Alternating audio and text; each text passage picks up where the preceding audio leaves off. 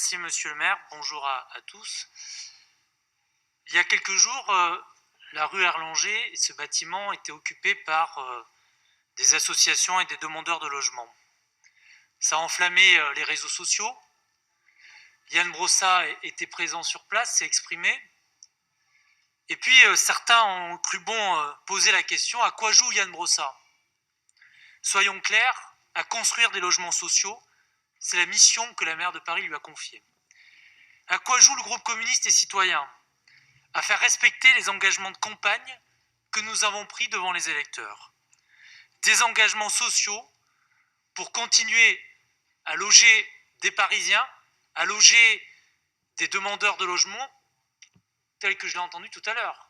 Sur la majorité des délibérations, tous les groupes se sont exprimés en disant: nous sommes face à une crise et une urgence sociale inédite et il faut construire des logements sociaux.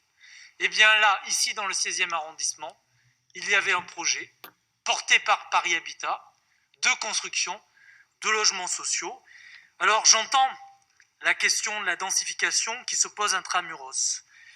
Mais cette question ne peut pas être traitée au détriment des plus précaires qui quittent une ville qui ne leur offre plus ou pas assez d'alternatives d'accessibilité au logement. Elle ne doit pas se faire non plus au détriment de nos voisins où l'étalement urbain et l'artificialisation des sols sont de plus en plus prégnants. Notre ville doit être réfléchie dans sa globalité métropolitaine et régionale. Alors le 16e arrondissement, et en particulier le projet pour Erlanger, répond à tous ces critères.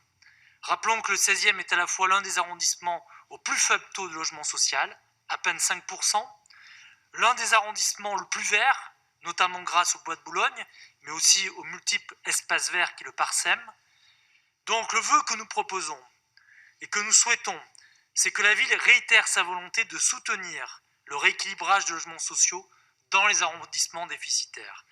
Nous souhaitons donc réaffirmer notre volonté de produire une école publique, une crèche, de logements sociaux et une pension de famille pour sans-abri au 56-58 rue Erlanger, projet porté par Paris Habitat.